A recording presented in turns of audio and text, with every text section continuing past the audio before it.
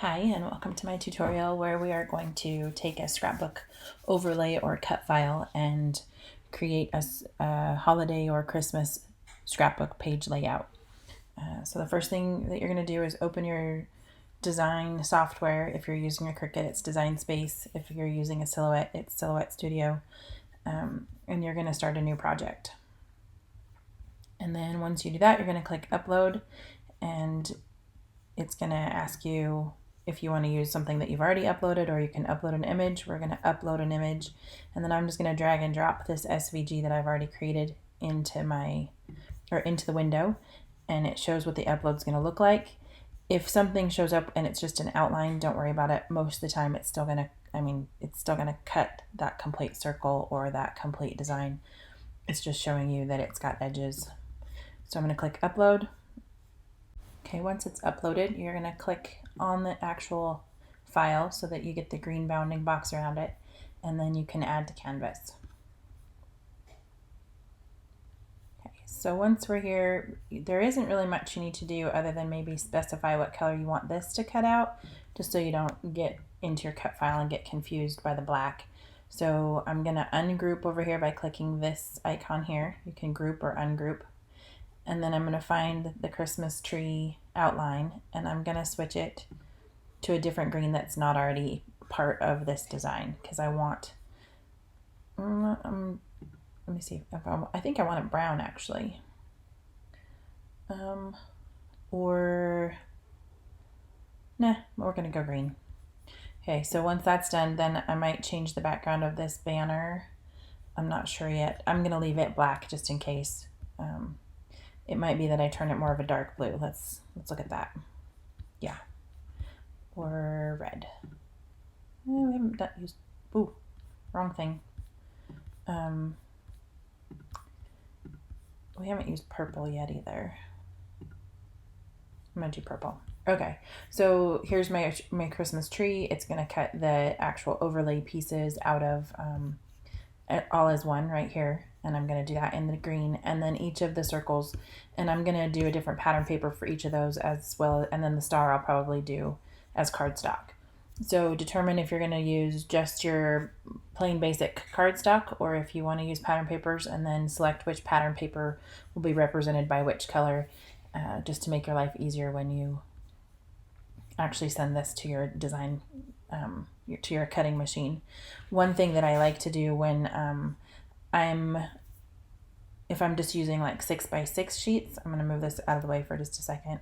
When I'm using 6x6 sheets and I want to only send my mat through the cutter one time, I will draw a square.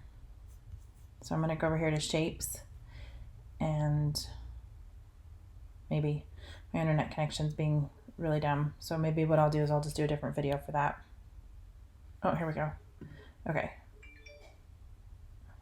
So I'm going to do shapes, and I'm going to make it a 12 by 12,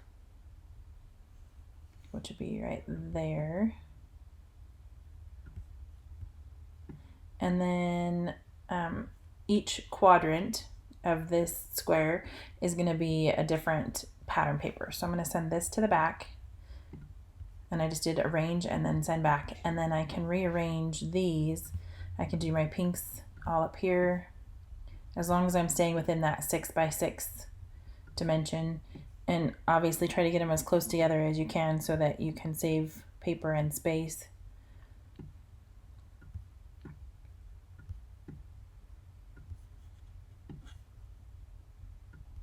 And then I'm going to bring this out because I don't want it in that quadrant. These can just cut by themselves on whatever. And then green, I'm going to do over in this corner for the one green. And what happens is once I'm done with this, I can just send my mat through one time with 4 different pattern papers on it and save myself a ton of time and confusion and headache as far as what was I going to do that shape out of, what color was next, that kind of thing. And I'm just doing my best to try to keep them contained in that 6x6 and not using up a ton of my paper. We'll do the green and then the red's going to have to be on a different mat. But I can do the exact same thing with the rest of these colors and only have to send my craft mat through the cutter 2 times. So it's just a really, I mean, it takes you a little bit of time to prep here, but it's going to save you time in the long run when you're cutting, and it's going to save confusion and hopefully paper, because you won't accidentally cut something out of the wrong pattern this way. Okay, so now that that's done, I'm going to move my square down so that I can do it one more time for this other thing over here. And I'm just going to remember, like maybe make myself a sticky note or something. This corner was pink, this corner was green, this corner was dark green, and this corner was blue. And then I'm going to attach all of these things together by clicking over here on attach. And I just clicked on my canvas, drag across while I was holding my click down, and now I'm going to click attach. Okay, and see, they all turn the same color. That's why I said you need a sticky note. Pink, light green, green, blue. And then when I cut it out on my 6x6 pieces of paper, they'll be the right pattern. Okay, and then I can do the exact same thing with this stuff. So I'm going to move all my red over into this corner.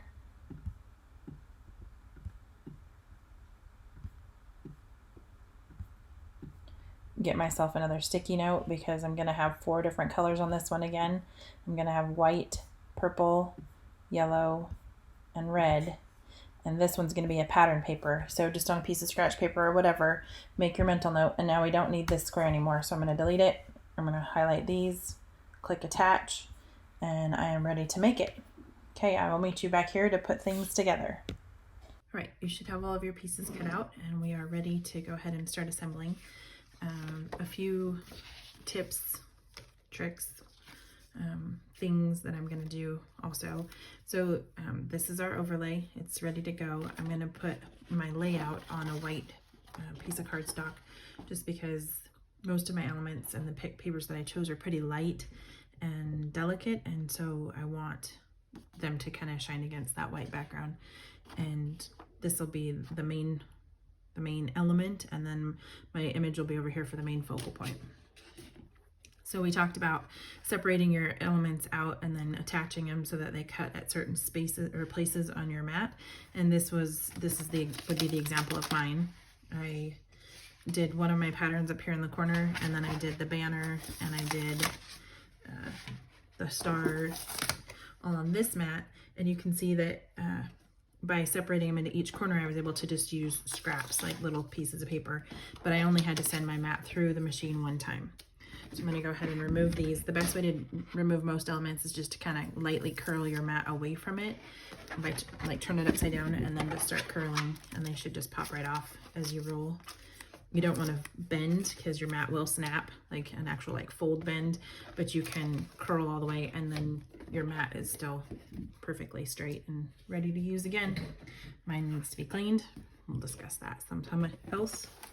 So then, yeah, each of my corners here, again, I chose the 4 pattern papers that I wanted, and then I just moved my different circles into different areas so that I knew, like, this was the pink, this was the light green, dark green, and blue, which if you were using cardstock, you would have coordinated your colors accordingly. For me, it was pattern paper 1, 2, 3, and 4.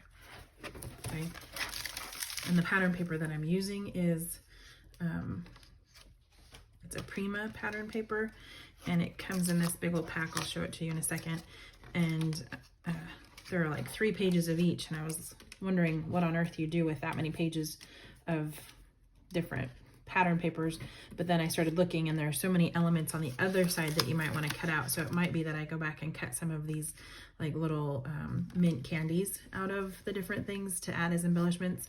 And I'm also going to use this tag that was on the back of one of the papers as an element, and I think I'm going to cut Santa Claus out and use him as an element too. We'll see how the rest of this goes and how busy it is by the time I'm done. But I kind of want something to go with the photo mat over there in the corner on my layout, and so that's where I'm going with that. Get this removed.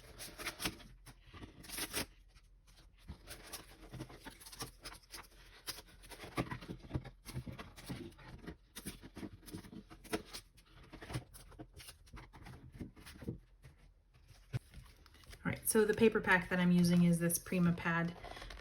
it's loaded. It's got 3 or 4 different, or 3 pages, I think, for each of the patterns. So these are the different patterns. And then as a kit, I bought the vellum and then a couple of the embellishments. I was thinking about using some of these flowers on my piece also. There's these puffy stickers that I've used on different layouts. And I just keep them all in this little scrapbook envelope thing. I don't remember who makes these. I can't find them online anymore, but they're one of my favorite things to hold like coordinating pieces together. So that's what I'm using for this project. We are ready to start gluing pieces down to this. So I'm going to take my overlay and I'm going to flip it upside down, and I'm just going to start adding glue to edges and putting things where I want them.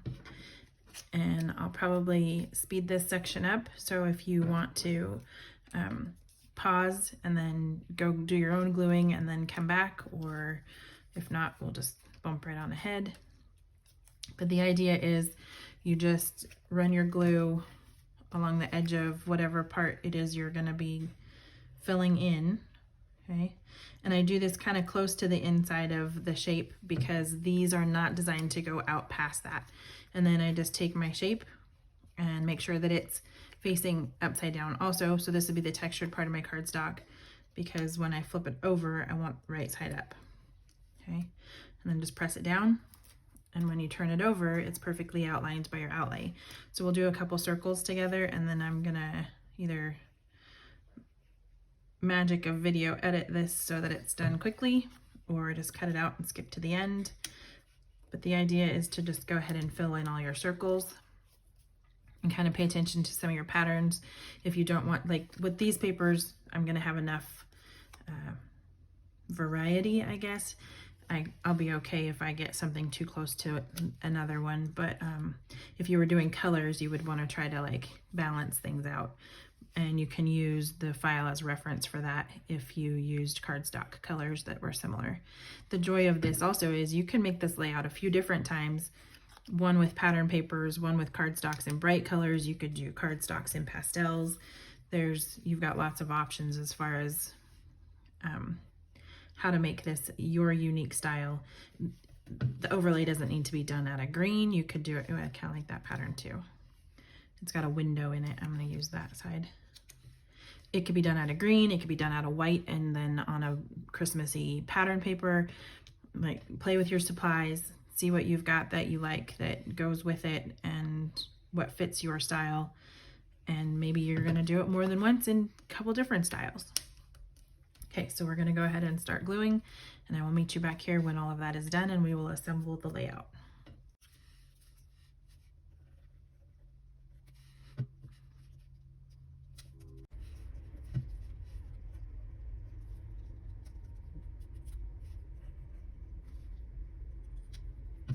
All right, all of our circles are glued down.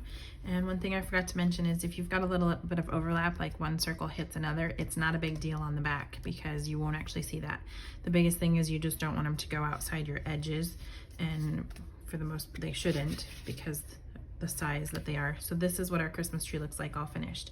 And I'm actually super happy with that. And I'm kind of glad that Santa popped up a few times because I am gonna use him as an element over there. And it looks like he's even gonna pop up in 3s. That one might be covered, I'm not sure yet, but I'm gonna pop dot this on the layout or on the tree and put this, I wonder if I cut that out. I did, I cut that out upside down. Oh well. So I'm gonna add a sentiment to this, and then I will foam dot it as well. I'm just gonna go ahead and do that right now before we get going too far on other stuff. I'm just gonna add a quick strip of foam tape right here, and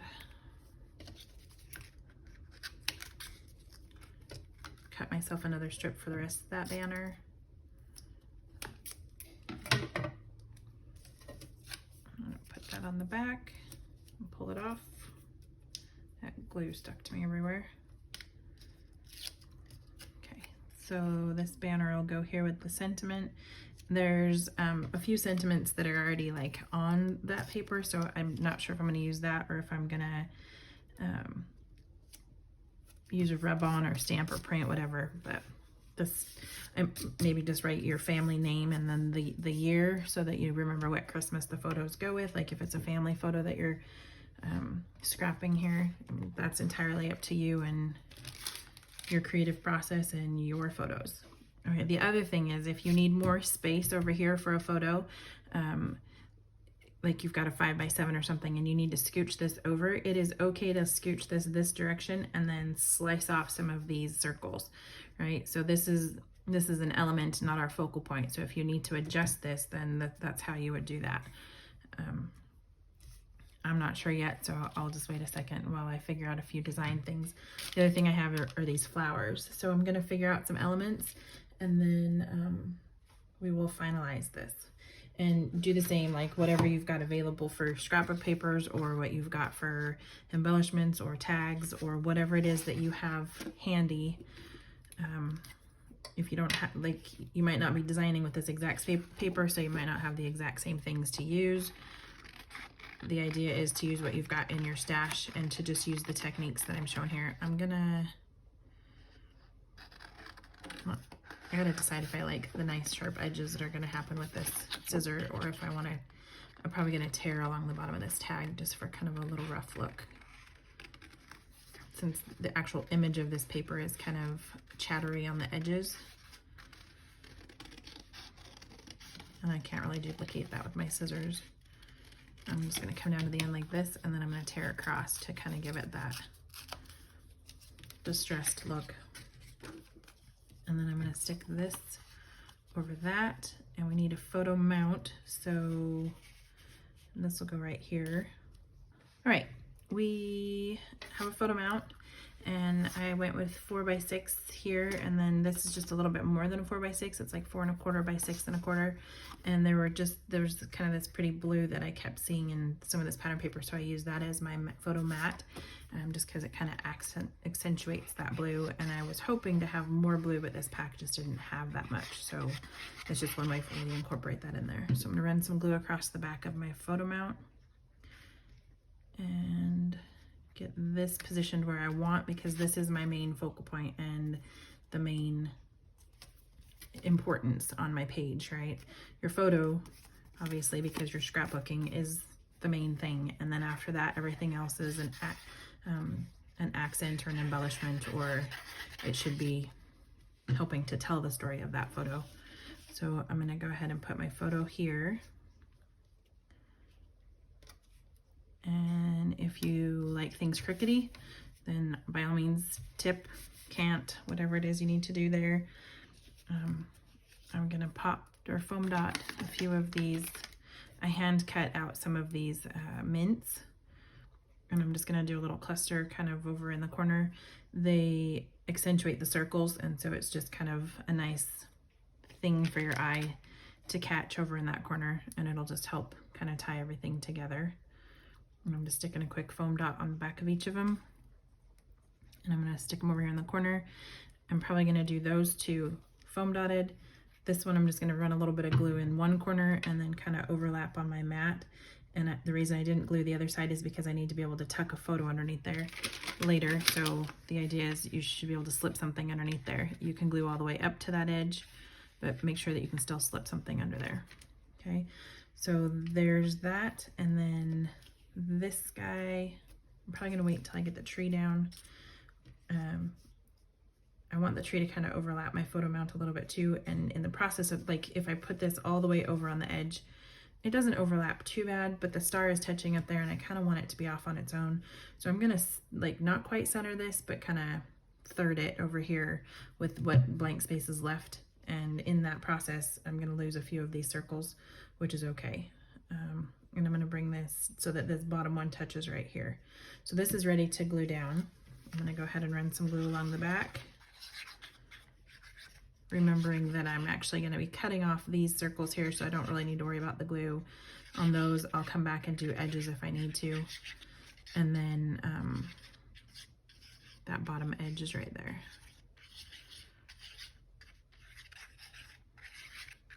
And just enough to tack it down, not have anything popping off later. Okay, so then this bottom edge was gonna go all the way down. I'm about 1/3 of the way over, and I'm going to go ahead and press it down. Okay. And then I'll let that sit for a second, and then I'll just come along with either my cutter or my scissors and slice this edge off, but we'll do that in a second. And then the tag, I don't know if I want this corner. I think I might do something like this. And then there were banners in there. I don't know if that's too many banners. I think I'm going to do the flowers down here underneath. So Santa, I'm going to just kind of offset like that. And again, I'm not going to glue up in this area because I don't want, I want to be able to tuck my photo underneath there. So I'm going to run some glue along the back here and then on the back of this card, because that's how I wanted that set up. And then go ahead and press that down. And then once it's kind of dried a little bit, then I'll come back and double check that all the edges that I need to dry down or stick down are good. I think we should be good though. It doesn't overlap my photo too much. If there's anything down in this bottom corner of the photo, it's not gonna take away from it visually, right? There's not gonna be much detail right there. So a little bit of overlap is okay. Okay. There's glitter on there and I'm trying to wipe it off thinking it was dirt. It's not dirt. Okay. These, I want to put a few of these flowers on. And then I think we're pretty much done. I'm going to do pinks and blues. Do I want a red on there? I kind of like the softness of just the pinks and blues, so I don't think I'm going to do a red. And it looks like these don't have their own adhesive, so I'm going to grab some glue dots really fast. So I just have this box of 3D Zots. They're basically just a double-sided sticky glue dot, and I'm going to press the flower into that and then pull it off so that the glue dot is actually in place where I want it and not stuck to me. And then I'm going to rearrange these over here in this corner.